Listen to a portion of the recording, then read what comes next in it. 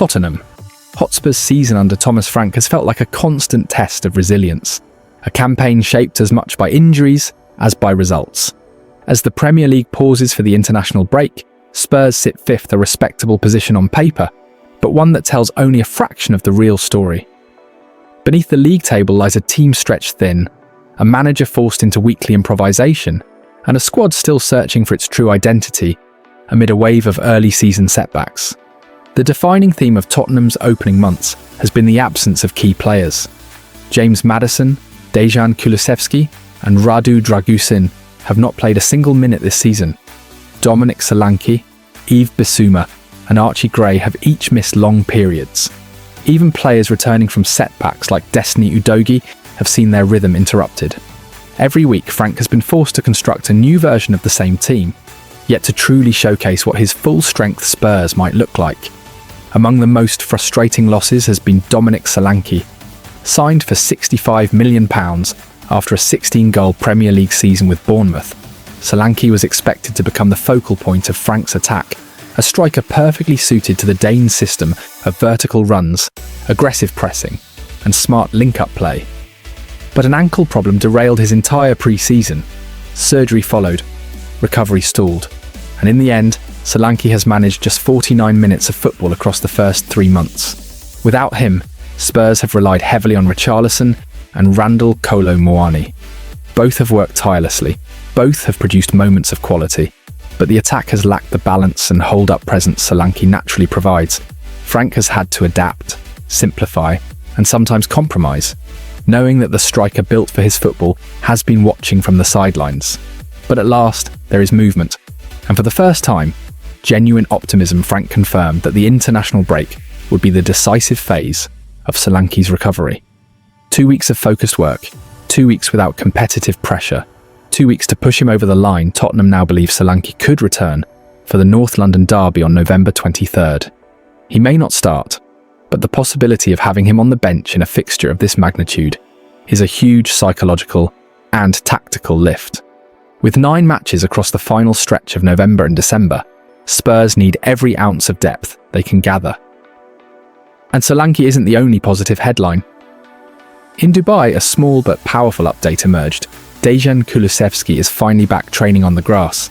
For Spurs supporters, this is more than just a video clip.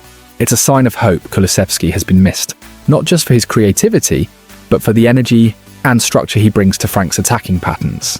Spurs have been careful not to set a timeline for his full return, but the fact he has progressed beyond gym work is a major breakthrough after months of frustration. Still, the injury list remains stubbornly long. Dragusin, Gray, Davies, Maddison, and Kota Takai are all still out. Lucas Bergvall has only recently returned from concussion. Mohamed Kudus has missed Ghana duty after suffering a knock. And Randall Kolo Muani, who scored in the dramatic 2-2 draw with Manchester United, is now sidelined with a fractured jaw, though Spurs are relieved that surgery is not required. For a manager trying to reshape a club, this level of disruption would be difficult at any time, let alone in the opening months of a new era. Yet Frank's response has been calm, measured, and unwavering. Tottenham have not folded. They have not lost belief. They remain competitive in the European positions and within striking distance of the top 4, despite operating with a squad often missing 4, 5, or 6 starters. And now at last, the tide may be turning. Solanke is on the brink of returning. Kulusevski has stepped onto the grass again.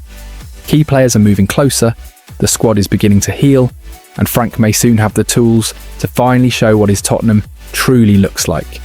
The season has been turbulent, uneven, and demanding, but with November's biggest fixtures approaching, Spurs may finally be strengthening at exactly the moment they need it most. Breaking news and massive headlines in the world of football, and particularly for Tottenham Hotspur.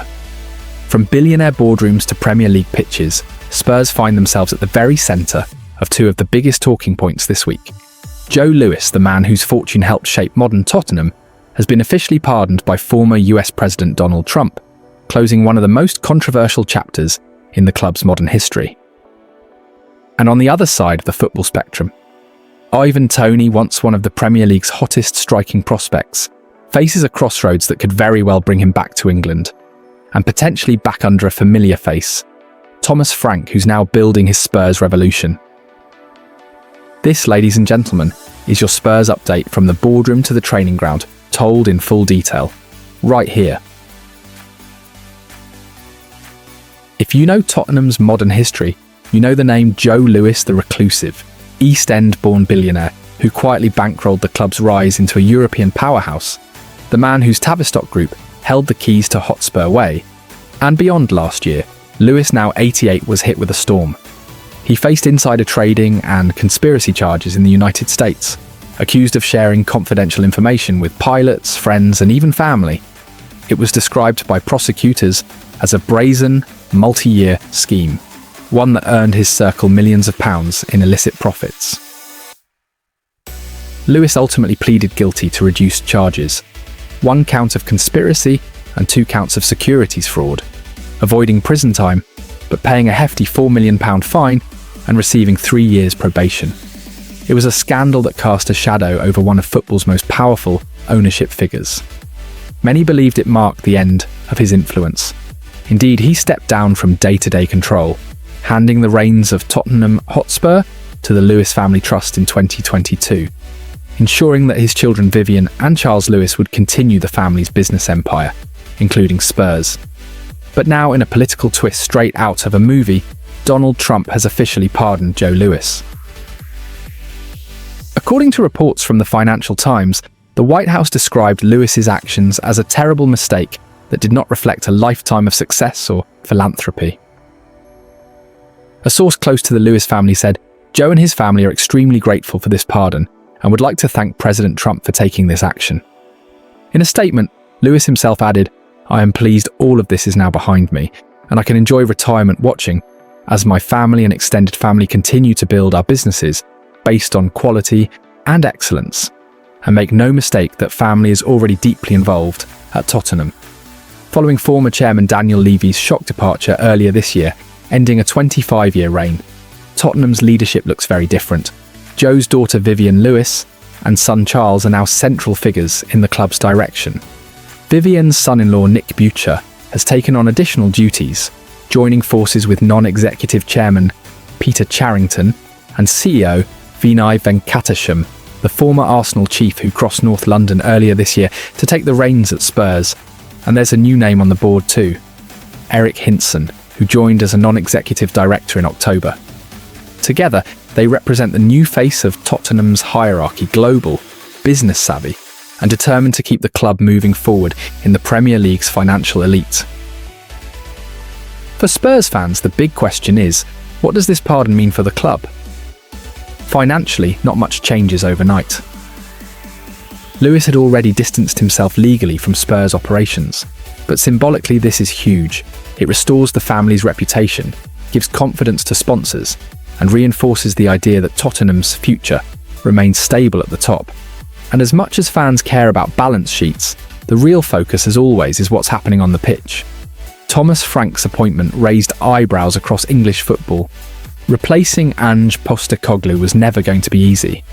The Australian had revived the club's attacking identity, but the Dane brought something different: discipline, control, and a hint of Brentford's underdog resilience. Now, a few months into his tenure, Frank has quietly built a balanced Tottenham side, one that combines tactical structure with attacking flair. Christian Romero remains a warrior at the back. Mickey van der Ven has returned from injury, with renewed pace and power. And in midfield, the trio of Yves Bissouma, Pape Matar Sarr, and James Maddison finally looks in sync. Frank's system is simple but effective. Aggressive pressing, compact defensive lines, and an emphasis on vertical transitions. It's football with purpose, and it's winning the fans back. But there's still one question that lingers. Who leads the line when the goals dry up? When England arrived in Germany for Euro 2024, all eyes were on Harry Kane. But behind him, one name stood out in an unusual way. While his teammates sported their sponsor-issued trainers, Tony was spotted in his own slippers. He knew he wouldn't see much action under Gareth Southgate. And he was right. 3 uninspiring group games came and went before Tony finally got minutes. An assist for Kane's extra-time winner against Slovakia, and a penalty in the shootout versus Switzerland. It was a brief but telling glimpse of his quality. Yet, as England went home without silverware, one thing was clear: Tony's international career remained stuck in limbo. Now 29, he's played less than 3 hours of football for his country. Even after an 8-month ban for gambling violations, many believed his form in Saudi Arabia, 41 goals in 59 games for Al Ahly, should have earned him another shot. But current England boss Thomas Tuchel seems unconvinced. He's called him up twice, played him for 2 minutes, and moved on. So what next for Ivan Toney? He's earning £400,000 a week in Saudi Arabia and contracted until 2028. A comfortable life, yes, but one that's unlikely to get him back into the England frame. If there's one thing that could change everything, it's a Premier League comeback. Sources close to Toney suggest he'd only consider leaving Al Ahly if the right project came along, one that could reignite his reputation and remind England exactly what they're missing. And as the January window approaches, Everton and Tottenham Hotspur are the two names most heavily linked. At Everton, David Moyes is reportedly keen. He's admired Toney for years and sees him as the perfect leader for his evolving, ambitious side, one built around Jack Grealish, Iliman Ndiaye, and Kiernan Dewsbury-Hall. But it's Tottenham that presents the most intriguing storyline. Thomas Frank knows Toney better than any manager in football. Together, they built Brentford's rise from championship contenders to Premier League stability. Frank trusts him. He knows how to get the best from him. And for Spurs, who have long searched for someone to fill the post-Kane void, Toney's movement, aggression, and penalty prowess could be the missing link. As one club insider put it, Frank sees Toney as a player who brings leadership, not just goals. Let's not forget, Tottenham's attack already brims with quality. Son Heung-min's creativity remains world-class, while Brennan Johnson and Dejan Kulusevski are developing under Frank's structured approach. But without a true focal point, Spurs' dominance often lacks a killer edge. Toney would change that instantly. He's physical, intelligent, and deadly from the spot, a striker who can bully defences and bring others into play.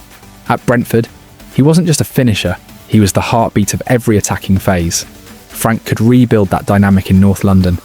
Imagine Toney linking up with Maddison's deliveries, Son's diagonal runs, and Bissouma's through bells. It's not fantasy, it's tactical logic. Financially, a deal would make sense too. With Lewis's family trust securing stability post-pardon, Spurs have the resources to make a statement signing in January. And after months of disciplined rebuilding, this might be the marquee move that reignites their charge toward the Champions League.